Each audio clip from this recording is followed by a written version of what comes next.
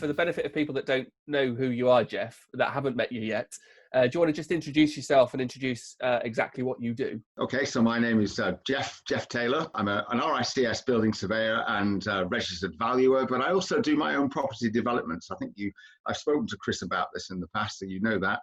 I'm a qualified builder. Not very few people who know me know that actually, of all the things I've done in my life, Chris, the only thing I've ever got a distinction for was in bricklaying, actually, but you certainly wouldn't want me to build your house. I'm quite sure. I imagine I've been into the construction trade for about 40 years altogether. Wow, okay. And I imagine in the building surveys, you spend particular attention to the brickwork side of it, and making sure that you might pick up on say that. Yeah, I do a bit of expert witness stuff as well, Chris, and okay. I am having to look at the pointing. So yeah, if you want me to look at your pointing, I'm pretty good at looking at pointing these days, and putting boroscopes in people's cavities. I have to be careful about how I describe that.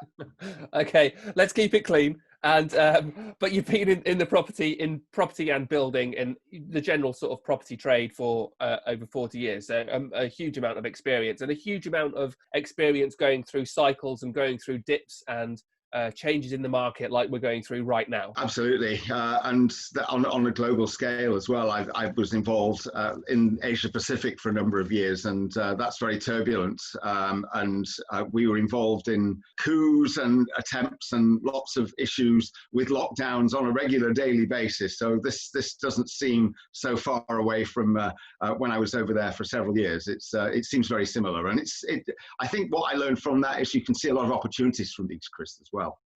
So let's have a look at that, and we'll get into the opportunities in just a minute. Let's bring it back to, how do you think this coronavirus lockdown, how do you think this has affected your competitors? I have a few colleagues, peer groups that are competitors also, and they're in surveyors that they do a lot of valuation work, Chris, and that can be nationally. At the most of the organisations that I know that do that kind of work, and I kind of do some of the work for them sometimes, a lot of them employ people directly, and they've now got to the point where they're furloughing maybe 80-90% of their people.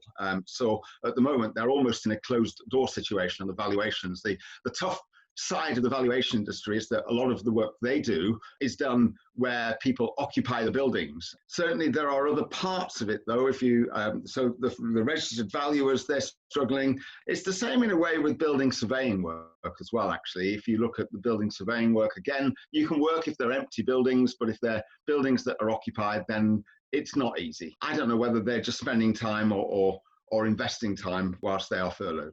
What is the guidance from RICS? What are RICS telling you to do? Is it based around the social distancing? And so long as you're maintaining the social distancing, then they're saying that building surveys can still go ahead. They're a commercial organisation, and I think they're probably listening to Boris's speeches like everybody else every night, really, frankly. I don't think there's any difference. So if you look at the RICS, the RICS website, they're saying to valuers and surveyors, yes, keep the social distancing, be careful how you work, but it's affecting some of the valuations as well. They're covering what they call red book valuations, and they're encouraging people still to do them, but at the same time they're saying do them with a lot of vigilance and be really careful about how you value things at the moment, because frankly there is no rule for what's going on right now. That's the problem, Chris. Nobody has had this experience before, so nobody knows where it's all going. Okay, so now looking at you and how it's affected you with your wealth of experience going into this market blip, what have you been doing and how has your business been affected by the lockdown? We're talking business there, but I guess like most people, I've had a few home projects that I've managed to get done as well in this time frame that I may not have got done otherwise. I was in a situation where I moved home. I built, most people buy a house and move into it. Not me. I end up having to build a house before I move into it. I haven't lived in a house I haven't built myself. So there you go, Chris. So we built a new house and the exchange was late. So it was 12th of December.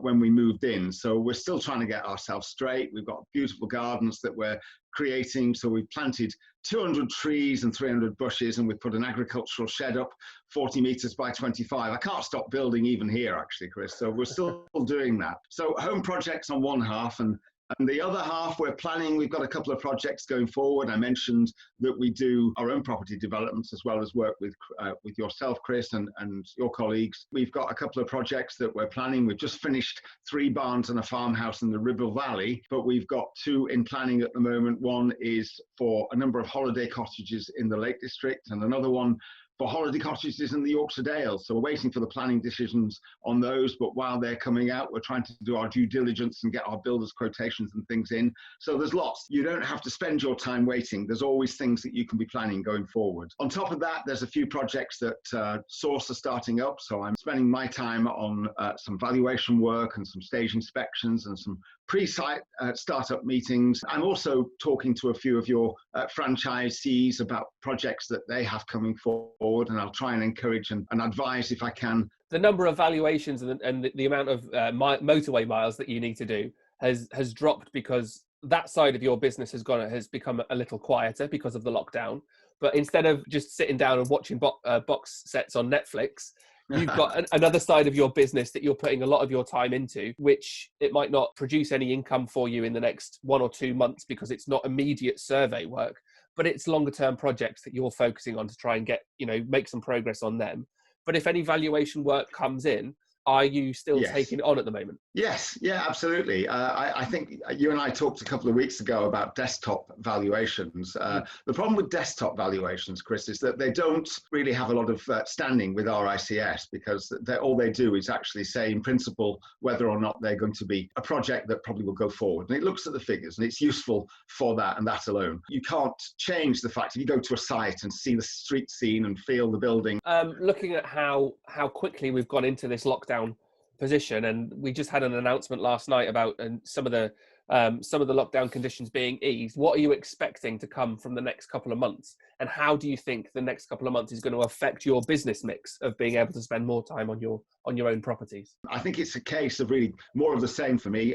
It's a case of supporting clients as they hope to come out of the lockdown, or even if they have to work within the lockdown, it's finding new ways to work. I think we're all in that position, assisting getting the projects up and running. It's about encouraging people to find new ways of working, whether that means close quarters PPE, or whether that's actually finding other ways to actually work on a site with all the other trades. It's about keeping the existing projects moving. For me, it's about providing my expertise and advice about how I can use my experience for clients that wish to develop property, because I think at the moment there's some fantastic opportunities. People are all a bit concerned about where it is, and right now this is the time who dares wins, I suppose, to get involved in potential schemes. So if there's any of your franchisees are listening to this, I'd be delighted to assist, advise, and I'm always at hand to talk to them about anything they may have in mind. Really appreciate your time. Thank you very much. I know you're busy because you've got so many projects on the go. So thank you very much for sparing us 15 minutes, and we'll speak to you soon. Thanks a lot, Geoff. It went very quickly. Thank you, Chris.